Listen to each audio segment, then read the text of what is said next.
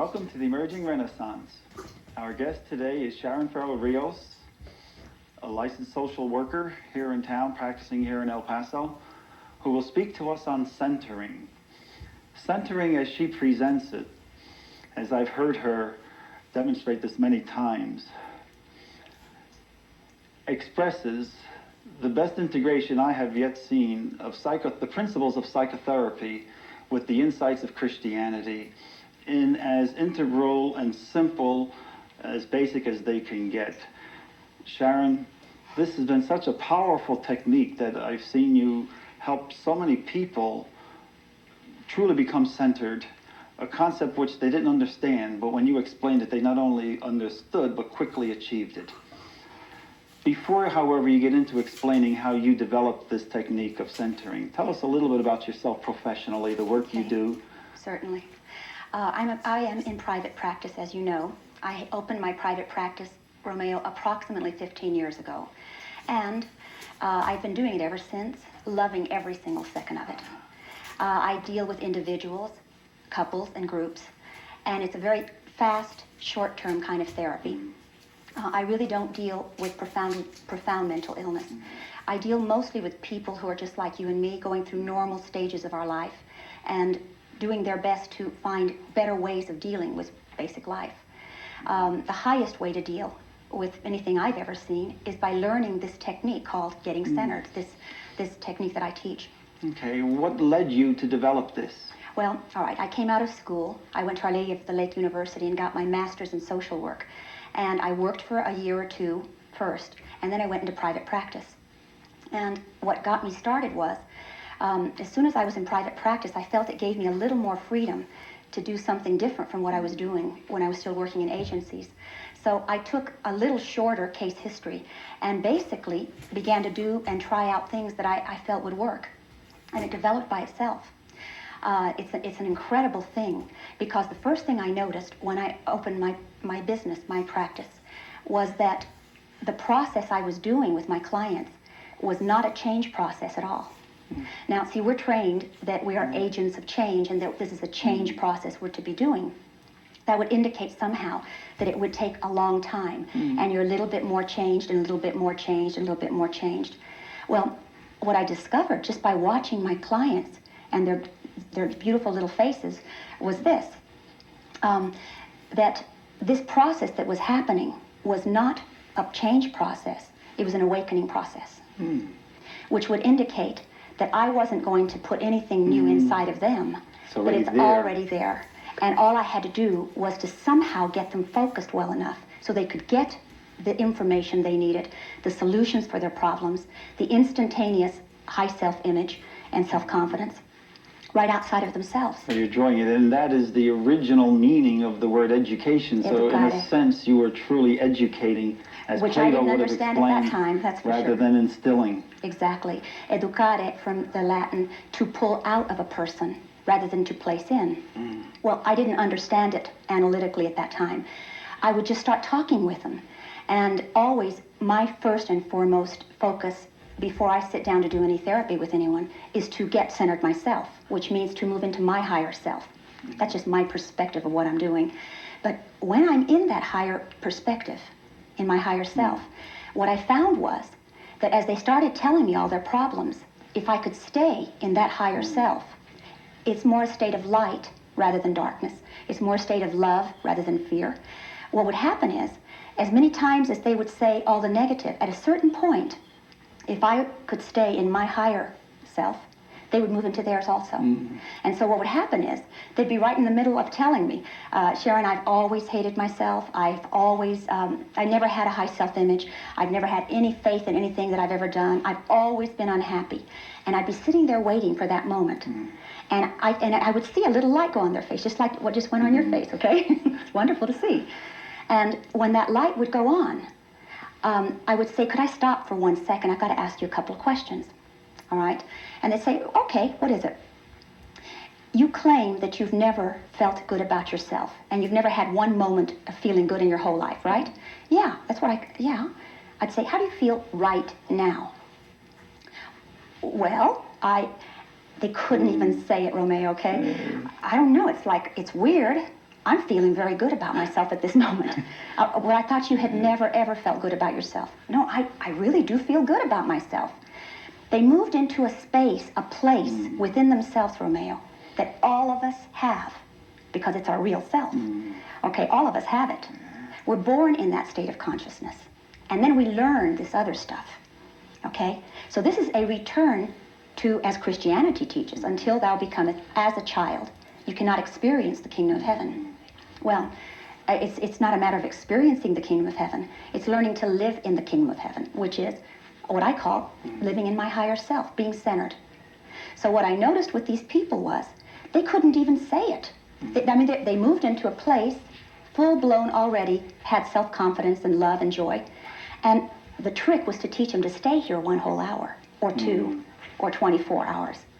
Okay? And then to get into the habit of thought of being in their higher self. Well, I still can picture clearly when I first heard you explain this and I was part of a group, it just impressed me as the simplest statement of everything that Christianity is all about. Know to live in the thyself. presence and to understand that presence as within you. The kingdom of God is within you. Exactly. And it was so simple, the utter simplicity of the process and the profundity of the results. It just staggered me the first time I heard it, and every time I think about it, I'm How amazing still. that transformation can be so easy. And it's a Let me put it practice. this way, it's simple. I'm not saying it's easy, because I can also tell you some things that can prevent a person from getting centered or moving to their higher selves. But as far as simplicity, move into your real self and walk around on this earth, and you will create the kind of joy and that you want in life. Distinguish the real self from the other self. All right, now this is the other one that I figured out. Okay. Is that after doing this and moving people into this state of consciousness over and over again, I found that the state of consciousness that they consistently were in when they moved into their own center was always extremely positive, extremely loving, extremely compassionate, extremely present, moment-oriented. And they kept saying over and over again, I feel like a giant. When I'm centered, I feel like a giant. So I went about, I was going to, in the process of writing my second book, and it was going to be called Awaken the Giant Within You. All right. Well, someone else came out with that title because I took so long. I'm still on the last chapter. I'm still almost finished with the second book. But the point is, there's a giant that lives inside of you. Full-blown giant inside of you at every moment of your existence. And so is there with all of humanity. Okay? We are basically highly evolved beings. So highly evolved we can cause things to happen with our minds. That's pretty highly evolved. I've never met one ape, if in fact we evolved from apes. It may be 1 billion years before an ape can get so highly evolved that it can cause something to happen with its mind. We're doing that all the time, Romeo. I know because I watched what happened as these clients of mine took the time and the ability and took what was necessary to learn to begin to cause things to happen with their minds. And what happens is, whatever they were causing before they learned centeredness is totally different once they realize it's you causing it with your mind. Elaborate a little bit on the undesirable of things we avoid while being centered. Okay. And the positive things that increase as a result of being centered. Well, one of the concepts that I came up with as I just watched these clients, I've had like over 7,000 or 8,000 of them. I stopped counting after a while, but I watched them one after another. And what I found is a concept that is espoused by many religions, and there's many people who are espousing this particular concept. I didn't get it from a book or a religion. I watched my people. I think it's being called the law of attraction amongst certain religions and groups, okay? Bottom line, I don't understand how this works. I know one thing. When a person is in a very positive state of consciousness, as they walk around on this earth in that positive state of consciousness, they tend to attract to themselves very positive things. And many people who have felt very negative, as they think it through, they might realize how many negative things they attracted on the day that they were feeling very bad. I don't understand that. It might be some energy. I don't have any idea. I know that electricity existed way before we ever supposedly discovered it or developed it. You know, there are certain forces that exist that we're unaware of right now. I know one thing, there's something to this energy. I kept watching these people without me touching any area of their life. All we did was change their mind. They changed their life. They attracted a different lifestyle. For example, people who walk around, let's say that you had awakened this morning and decided you were going to be in a total, let's say angry. All day long you had decided you were going to be angry. As you walk around in El Paso, Texas in an angry state of consciousness, you will tend to attract not only other angry people, but those exact irritating things that anger you. Now this is getting kind of mystical. The point is this though, I don't care if it's mystical or not mystical, I don't care where it comes from. I'm telling you this is absolutely accurate and it works consistently. Like attracts like. Positive attracts positive things into your life. Negative attracts negative things into your life. Fear attracts into your life exactly that which you fear. How important to be aware of this. Our minds have power to cause and attract things to ourselves. Okay, so then how does a person, someone in the audience watching who feels he or she is not centered right now and wants to become centered? Okay, now let me just tell you some of the aspects that affect it. First of all, if you get around a centered person, even for a little while, it's as contagious as negativity is. Go be around someone very negative for a while and you get you start feeling yourself negative. Being just around something, which would mean something external, a person, a sunset, nature, okay, those things, external things, can move you into your center. Okay, so we can do it that way. Or you can learn to generate it yourself, to move into that space by yourself. Now, I'm going to tell you the one thing that affects a person's ability to get and stay centered. If you're holding a grudge against anybody in your past, you're going to have a lot of difficulty getting centered. It's a negative thought that's stuck there in your unconscious mind. To get centered, you have to move totally into the present moment, into a very positive state of consciousness. All right, if you have a negative state of consciousness sitting there, it tends to cloudy up the issues. So my therapy, the first several sessions, is forgiveness. The only way to wipe your past clean of negativity is to forgive it. That means forgiving the people who hurt you and forgiving yourself who hurt others. If you could forgive your whole past, then you can get centered. Centeredness is so simple. It means getting in the present moment, in a state of agape love or universal love. You know, the Greeks had 3 different words for love. Filial, which would mean brother, sister kind of thing. Then the eros love, which would mean husband, wife kind of thing. And then there's the agape love, which is the highest. And that's what centeredness is. It's an extremely high form of love where you attach yourself to higher things.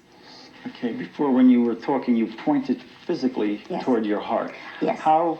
It's moving into your heart. Okay. So it's a form of moving into the heart.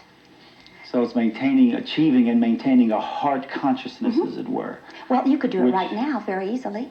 Would you like to see how to do it very easily? Please. Okay, it's very simple. All right, give me all of your past for a moment. All the negative things that have happened to you, people you've hurt, people who've hurt you, any kind of negativity, just pop it here for 1 second. In other words, pretend like I hit you in the head and you have no past. Okay, you're sitting there and you just know your name and you're there, okay? Okay. Give me your future also, okay, for a few moments, where you trust your future. In your case, if you believe in a higher power, throw your future into your higher power's hands or God's hands. If you don't believe in God, throw it into destiny's hands. But pop it over here for a minute. Okay. Then you actually, it's a form of extremely profound focus, which I teach people to actually put their hands up like this and to focus in their eyes very strongly into the present moment. So right here, I'm here now. Now I'm here. Now I'm here. Okay, it's almost like a camera, focusing in tight and taking it 1 frame at a time. All right, that's how we get in the present moment. For some people, I've told them, pretend like your body is a farmhouse and pretend like your eyes are the windows of the farmhouse, and just get out and behind the window and look out through your windows right now. All right, so you have no past, you gave it to me. You have no future, you threw that in someone else's hands or something else's hands. You're in the present moment. Now, centeredness means being in the present moment in a state of love. So now we would have to do what I do a lot of when I give these trainings that I do of neuro-linguistic programming, which I'm not going to go into right yet or right now, but move into a time when you felt totally filled with love. As you go back over your timeline, go ahead and recall one time. I'm recalling when I was a little boy sitting on my mother's lap. Okay, now, could you step back into your body so that you're actually sitting, closing your eyes, and you're actually sitting on your mother's lap? And you move right there, and you're really there. Look at her little ojitos, her little eyes, and look at her, okay? Now, you are totally centered right now, Romeo. You're in the present moment. At least your body is, okay? But the thing is, you're in the present moment in a state of love. And see, the present moment, it brings you now back here. Now, let me tell you what just happened. You're centered, but you're centered in the past right now. Could you bring yourself back to now and bring with you the feeling that you had on your mother's lap? This is called centeredness. This is what I discovered by watching my beautiful, very beloved clients over the years. And also, this is what I'm dedicating my life to doing, is to stay here as much as I possibly can. So you're in the state of consciousness. Now, how on earth could you maintain this till tomorrow at the same time it is right now, 24 hours? The power of a decision. You make up your mind, you're not budging from this position, okay? I mean, once I make up my mind that I am not budging from this position, I'm not budging, okay? Which means here I am now, and here I am now. I'm in the present moment, in a state of love. I breathed in, I breathed in a memory of your mother, okay? I mean, not that I was there, but, you know, you're feeling just get into your higher self, all right? Okay, so we trigger it. We trigger it by a past re-experiencing a wonderful love experience. Yes. That at that time was in the present, at that time was positive and wholesome. And just bring it back here and hold it here and don't budge. Okay? It's a state of consciousness. We have in our past every kind of state of consciousness you could ever want, every positive resource you could ever want. We have had it. We've done it in the past. Okay? If you needed courage right now, all right? There's been some moment in your past that you had courage. Even it was just going to school takes courage, okay? The first time you learned to walk took courage. We can take that feeling of courage and get so that we can feel it right in the now. The one that I most like to install in people is this feeling of centeredness, that you can come back here anytime you want.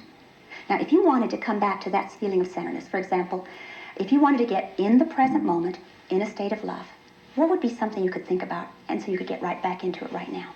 Well, the image again of my mother, face? but yes, but there are 1,000 images I can pick from. Correct. And see, what we do is, you just keep coming back to here, now, in a state of love.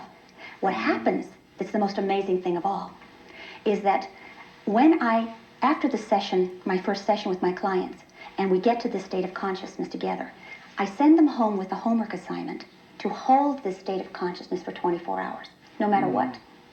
Now, of course, not one of my clients have thought that they could do it. Well, I can't do that. Yes, you can. You'd be surprised at what we can do through the power of a decision. And I actually give them an example. If you get out there and someone has stolen your car, you've got to wait till after 24 hours to get upset. All right, it's basically taking control of your emotions and refusing to feel anything but love. How might you answer a challenge to this view? Give it to me. Of someone saying, well, we're supposed to feel anger and hate and frustration and all these other emotions. God gave us more than just the one. Sure. How would you respond to Very something simply, like that? You're going to feel all those emotions as long as you're living in a human body. We don't have to train you to feel angry and train you to feel hurt and train you to feel afraid. Those things will always be a part of you as long as you're living in a human body. But no one ever trained us how to get in this state of consciousness, so we had a choice. I like to have a choice what I'm going to feel if someone steals my car. Okay, I'd like to have a choice. You could respond. You could choose to respond with anger, or you could choose to respond with being centered and. Absolutely, I would never eliminate someone's choice. Give him the other cloak, as it were. I just like to give a new choice. To yourself. To yourself, so that if you have a choice when you get home or you bump into a student in the hall and they're screaming at you for some reason, if you had a choice between staying very focused, very loving, very compassionate, or choosing anger. As long as you have a choice, maybe anger would work more effectively with that person, but you have a choice. Okay. What I have found is that this present moment state of love is not necessarily joy or happy. I mean, it could also be extremely assertive. Okay, but I'm here now, and I'm doing what's necessary. In other words, it's instead of a lot of negative emotion taking over me, if I have to be assertive, I can stay centered and be very assertive without the anger. Advise a client, or even for yourself, as you start with love, Yes. but now you want to become assertive, would you go back and pick The a anger. moment in your past when you were assertive, or pick someone else's assertiveness? The beautiful part about getting centered, you don't have to go to the past anymore. You're sitting right here in the present moment, and you have access to all the resources. Okay, but say you're centered, you're feeling love, but now you want to feel strength. Okay. What would you do to facilitate feeling strength so that you could be as assertive in a situation as you want to be, as that All right. circumstance Let me tell you warrants? what I do. See, this is it takes therapy. It takes time, different things. For example, what I do is first is teach people to enter this state of consciousness, okay, and then to hold it for 24 hours. And the first 24 hours are the hardest. They tend to be the hardest. By the time a person has maintained the state of consciousness for 24 hours, they tend to skip to 2 or 3 days. We're developing a new habit of thought. Okay? When they can stay for 2 or 3 days, they tend to skip to a couple of weeks. Now, once we're stabilized here, then I start teaching them how to use it for other things. First, let's go for the very highest of all choices. Then, All right. now let me say this. Very seldom is anger the most effective choice a person can have. In Espanol, in Spanish, we say, el que se enoja siempre pierde. The one who gets mad always loses. Well, I mean, go look at karate, go look at Tai Chi, okay? When they're doing a keto, okay, as long as they don't get mad, they've got control of all these different resources. The minute that someone gets mad, they lose the tournament. And it's really accurate. Your whole body tenses up. Your mind shuts down, except to just 2 or 3 things. So I would say, yes, let's work to feel less and less anger every day through feeling more and more love. In terms of children, those in our audience who might be young themselves, or who oversee children their own, or maybe as teachers in a school, whatever, how young a person can learn to be centered? When might we start Good question. working with them? If we just stopped teaching them so much anger and fear and those things, we'll never have to teach them. They should teach us. We're born centered. We're born in the present moment in a state of love. And then we learn the other stuff. So the less fear that we can install in our children, the better. One thing is caution. Okay, another thing is fear. Okay? We're born centered. Maybe we should be learning from them instead of trying to teach them. Okay. So, you know, it's a matter of returning as a child, until thou becometh as a child. A child looks out through their eyes before we teach them anything. Maybe a 6-month-old child, let's say, before we've taught them too much, all right, about fear. You know, they look out through their eyes. They're very much in the present moment. And anyone who's dealt with children and looked at children, tell me if they're in a state of love or not. They're sitting there like that, just looking in the state of love. All right? That doesn't mean you cannot access incredible wisdom, intelligence. You know, it's not like you're just a robot there feeling a lot of love. Not at all. Love is a very powerful emotion, and it's not at all weak. Some people have told me, Sharon, if I walk around being in a state of love, I'm going to be weak. Excuse me. Love is the most powerful emotion a person can feel. It doesn't mean we're a pushover. Let's change the level. We've been working with individuals. Okay. How might you apply this to an organizational context? I mean, Okay. I don't know if any organization has ever come to you and asked them Yes, many of them have. to use something like this, but how might you recommend this to corporations and organizations as something that would be well for the corporation if all, or at least many of their employees, workers, would adopt this attitude? Well, are you saying how would I sell it to them, or how I would teach them? Yeah, how I do many of those. I take organizations. I go in, let's say that recently a hospital in town allowed me to have a wonderful training with some of the highest people in their organization, 55 of them. It was fabulous. You teach them how to get in the present moment, how to center themselves. Okay, then I sent them out for a week using this. And, once you've used it to see how you get your outcomes effortlessly, they end up so doing supervisor and the subordinate relationship it's very will be contagious. influenced by this. See, for there to be a problem at work between a supervisor and a supervisee, whatever that is, all right, it would require both of them, both people would have to get upset. Both people would have to be uncentered. If one person maintains that high positive mindset, the other one has two choices. They'll either move into that mindset with that person or they'll move away from them. Okay? So it's very contagious. In family therapy, sometimes the only person I can get in there is the mother. Okay? And nobody else wants to come or whatever. If you send the mother home into that home and she learns to consistently stay in that state of consciousness, it will raise the level of the whole house. I don't know if you've ever tried to live around someone very positive and stay negative. I would imagine it would be difficult. Like it's difficult if you live around someone very negative to stay positive.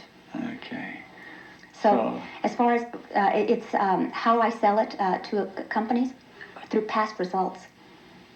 Okay, I think we call it attitudinal change, team building, self-empowerment, self-reliance. I mean, we can call it whatever we want. I teach people to get centered.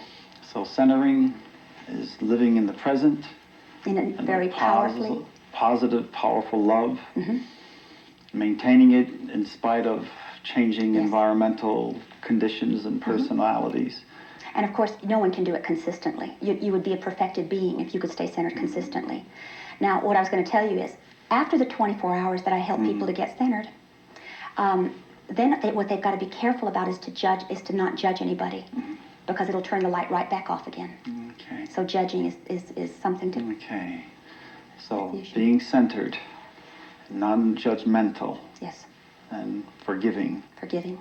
And we can maintain this posture, and when necessary, simply repeat it. Exactly. Present moment, state of love. Well, Sharon, I want to thank you very much for sharing these thoughts and techniques and purposes of centering. It's a very rich process. I can attest from my own experience, having learned this from you a couple of years ago. It's the technique I personally use myself as I begin each recording session here. And I want to thank you once again on my own personal behalf and on behalf of our viewing audience. Thank you, Romeo.